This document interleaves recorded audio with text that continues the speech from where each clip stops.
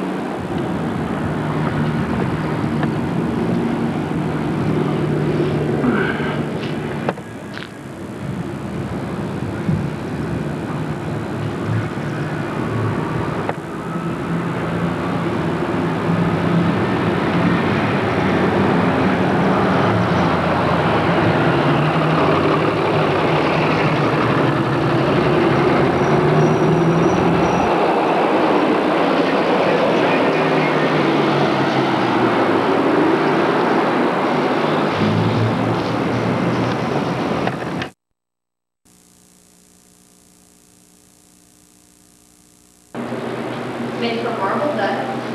There's somewhere between 52 and 59,000 names on the wall. All of these have been put into a computer and engraved with a laser. You can feel how it's engraved. And we're the only building to have a replica this size of the wall. All the names that are on the wall in Washington are on here, except for the ones that they recently added. And we have directories, if anybody would like to look up. And then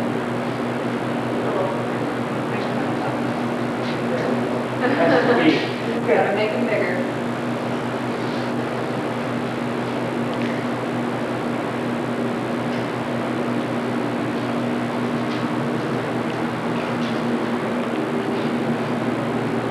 This is an artist rendition of the museum that we're staying in. This was built in 1890 and it was St. Joseph's first police station. It stands 3 stories tall with a slate roof.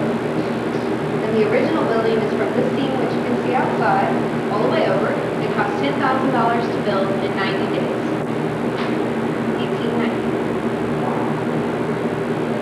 In 1909, they built in the additional onto the building, and it cost $25,000.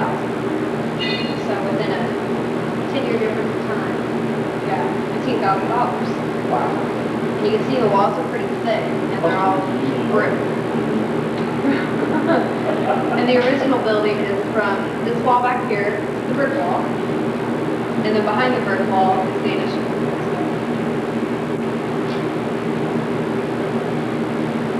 We'll step in here. This is the World War I. Kind of electrical right now.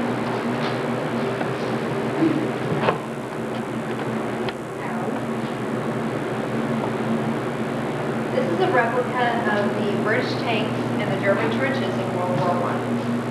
This is the first war where they started introducing machine guns. We have a soldier on the trench line down there with a machine gun. And of course all the soldiers who were inside of the trenches would be looking out on all the barbed wire. And they'd see the tanks coming their way, and some of the timbers on top of the tanks were put in the trench line so they could roll right over and invade them without sinking in.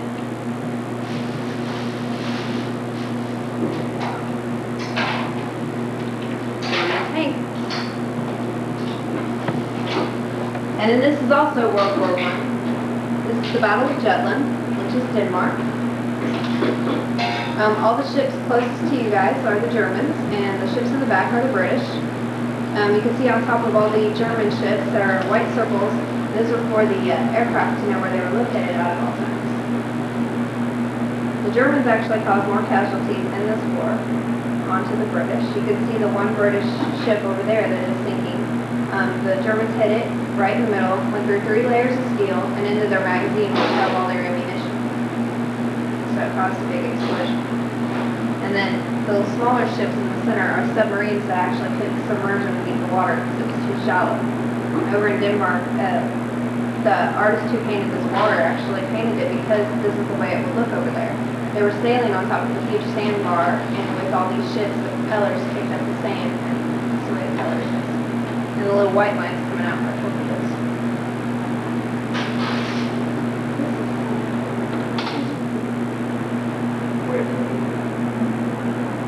And the water even looks texturized.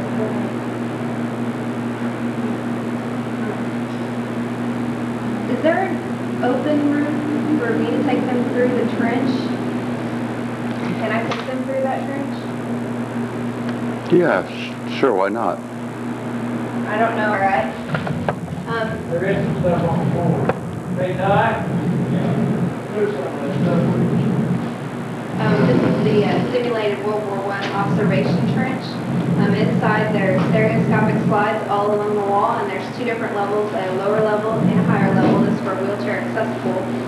Each one has a different picture in it though, and you can look through them. And during the time of World War I, the soldiers would have to be underneath the sandbars that are inside the sandbag. They'd have to be underneath in order not to get shot. So we have lettering on the wall that says "Get down," because you would have to be down in this kind of situation. So I ain't going first. There you go. Okay, Dad.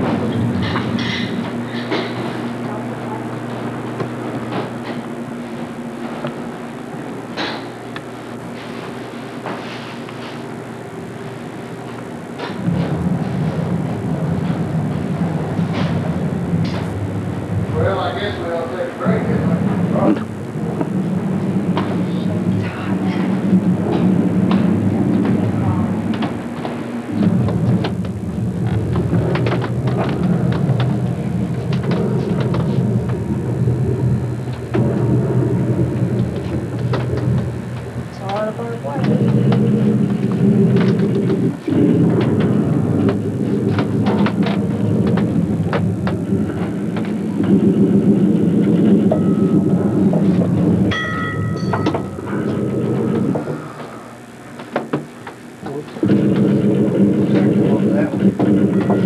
It's for gas.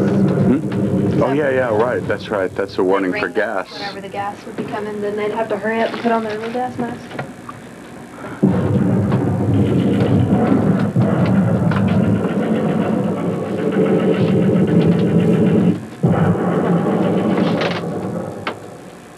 Gruesome.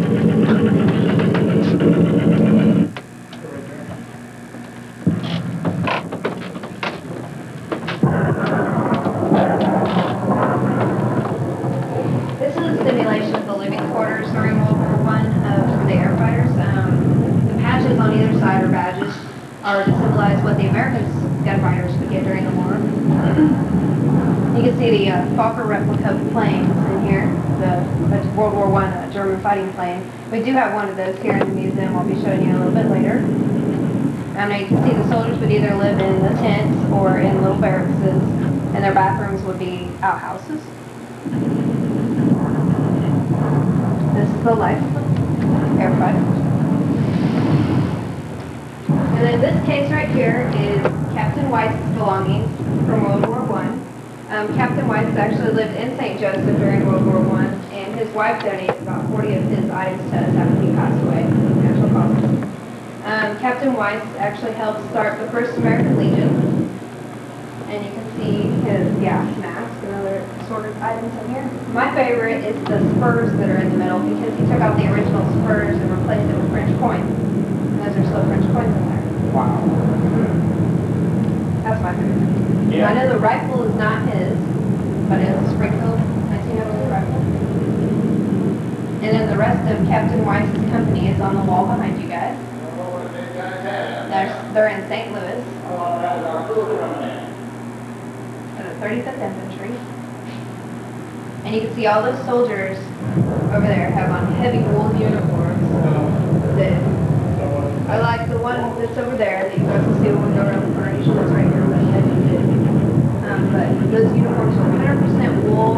It's so hot, I cannot imagine sitting outside on a really hot day. Like, I know today is going to be, even something like this is too cold. Then this is a sketch of some of the artwork that would have been around the period of World War I, would have been posted. These two cases are also Captain Weiss's belongings. Letters that his family sent him home, postcards that he got over in France. You can see his American Legion ribbon, and there's a cigarette case on the lighter. Then in the last case is a plastic replica of a German Luger gun, and then a gas mask case. This is also German, and a German helmet.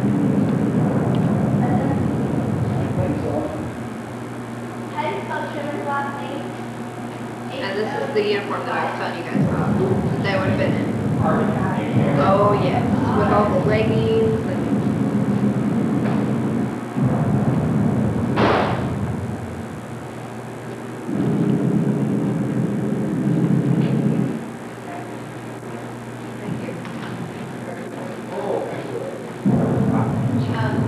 this is a picture right here of Rosecrans Airport during World War II.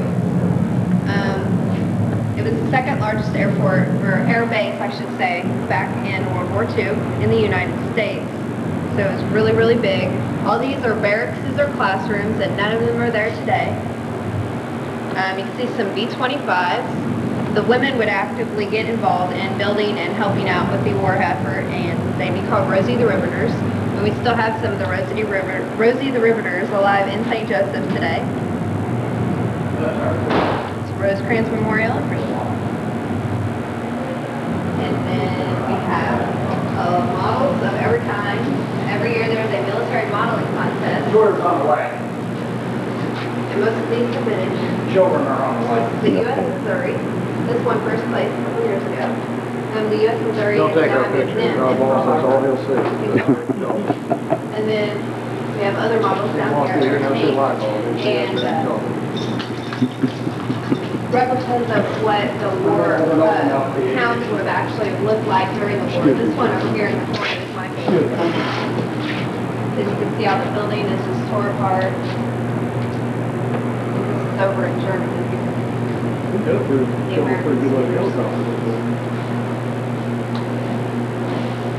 But see, it's various tanks from different war periods and different countries.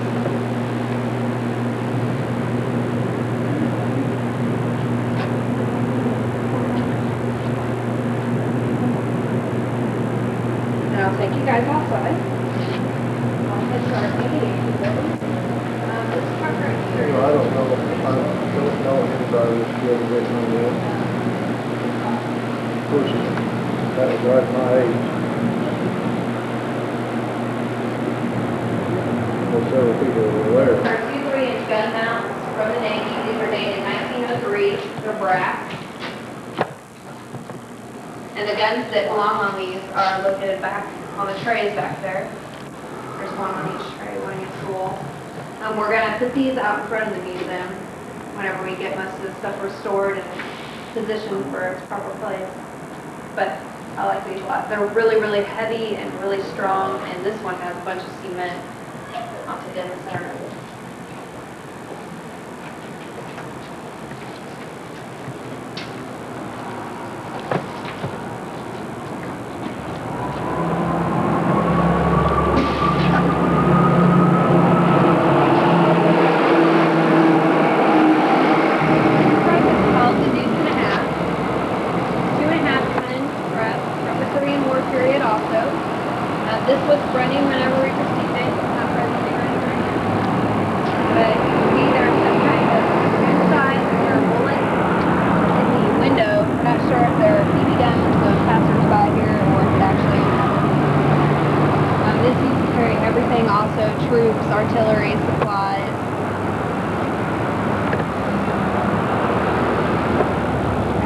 move into the aviation field.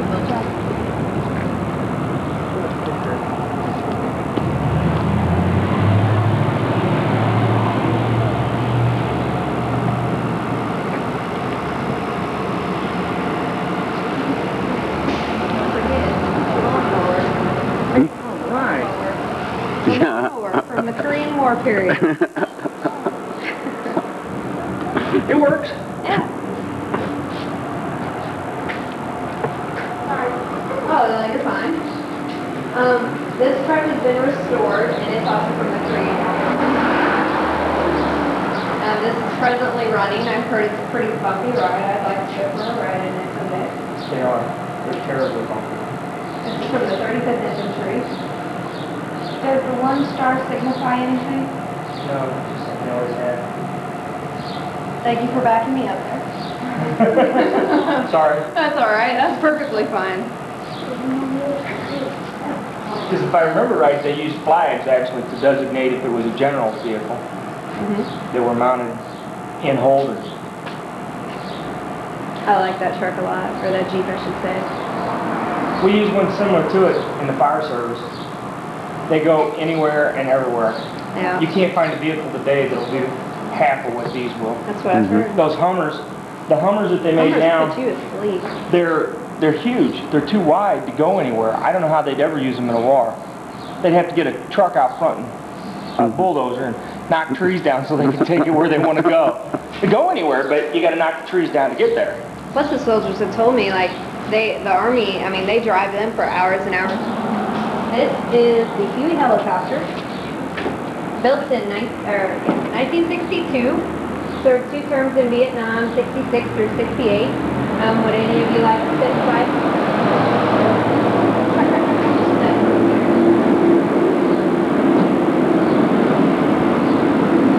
In 1968, this helicopter got shot down in Vietnam.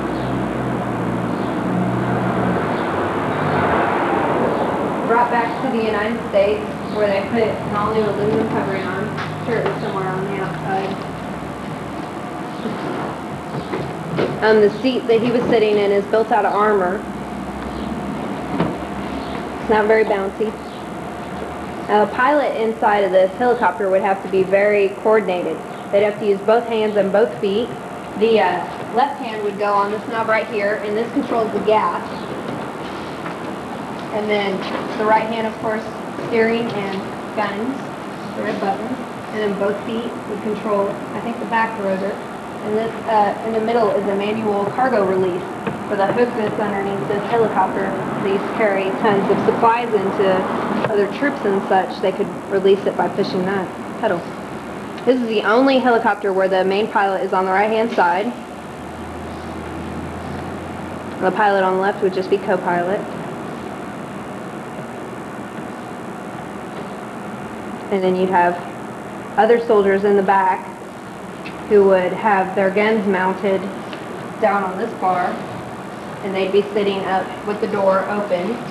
And this, if they were in an actual war situation, this gurney would be in an upright position and more ammunition boxes would be underneath, so they could reload. These on either side are intercoms for the soldiers in the back to talk to the pilot. And then you got the little belts to get it in so they won't fall out when they're shooting. Anybody else? Would you like to sit in there? Maybe your own chance to sit in the helicopter. Yeah, might be. That's why I did it. This was my first time ever sitting in a helicopter. And you were on the news. Yes, I was. Was you? Unexpectedly. Cool. This thing would go down the first time I ever touched the button. See, what I think really neat about it is where down by your feet, you got that clear see-through plastic or whatever it is. And actually, whenever they're out flying over Vietnam, you could think of one good thing, that you'd get a wonderful view. That's about the only good thing. Yeah, really. Good view. Shot it. I'm a captain on a rescue truck, and we went with a flight the other day with Air Evac, and the guy flew in Saudi Arabia over there when they were doing Desert Storm or whatever it was. Anyhow, he says, here's a gun run. He took us over by the river, dropped us down in the field, flew 130 miles an hour, about, maybe 75 to 100 feet off the ground. Got to the other end of the trees and we went straight up. I didn't know helicopters go straight up. But he took us straight up, and when he got to the top, he said, okay, we figured out where the enemy is. He dropped a roll to the left, put us right back down in the same field at 130 miles an hour to the other end. Oh my gosh. That happened so fast too. Yeah, it was a matter of seconds, and we were in, out, and done. I was like, okay, you take it back and put me down on the ground. I've had enough. But during the Vietnam War, they began replacing the Hueys basically because of the exhaust system with the Cobra. This is the Cobra helicopter. Built sometime in the late 60s. We're not sure exactly what date. But in this hole right here, so there's wood, there would have been a sight that went right here. And this sight cost over $1 million. That's why we don't have it in the museum today. But this sight would connect to the two guns down there and to the sight in the pilot's eye. And wherever he looked, he could have an automatic target on whoever he wanted to fire at. These two guns down here could fire up to 650 bullets per minute, and going over a football field in one pass could cover each square foot with one bullet. So these were accurate and definitely effective.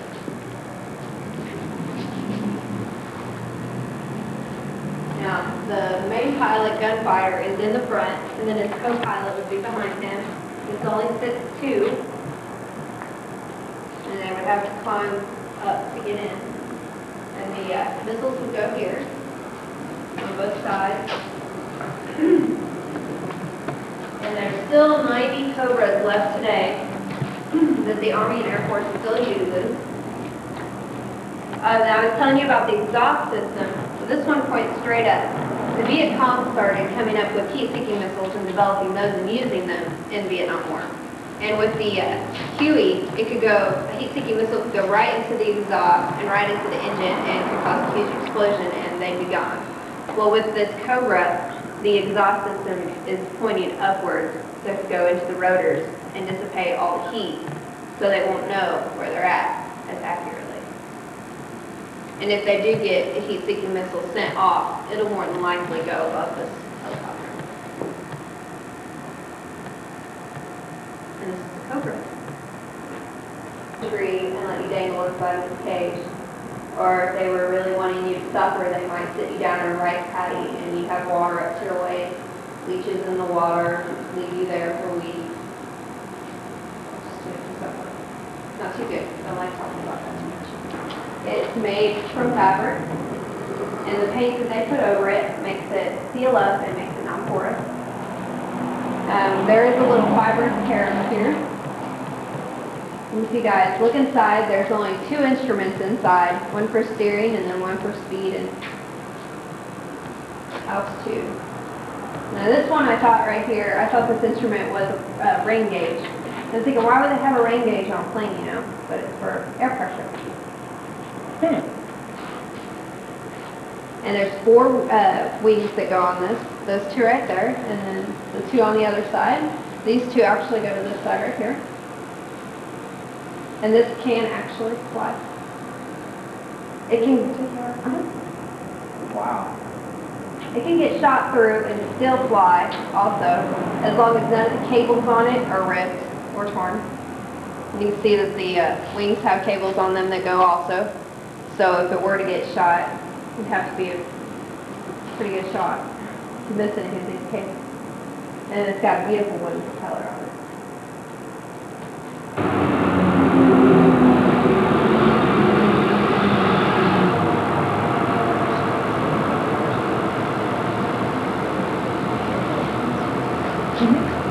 Good, okay.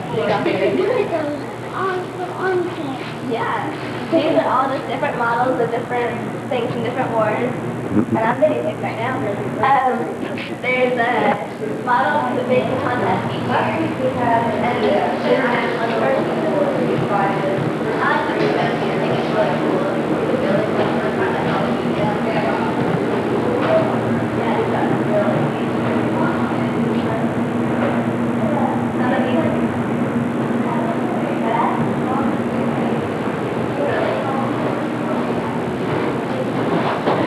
So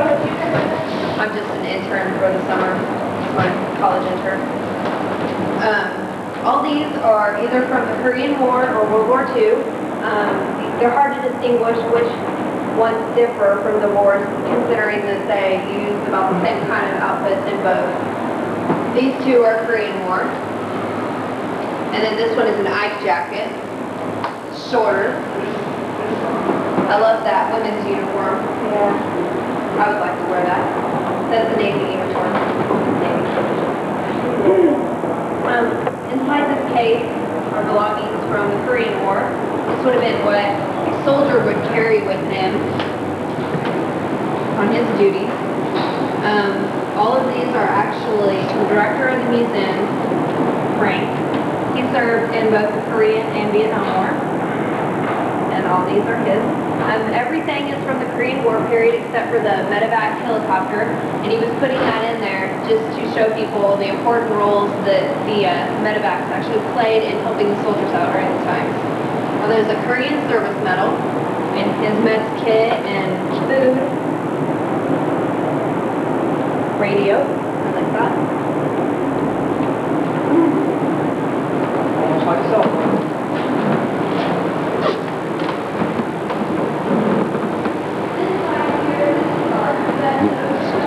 It's okay.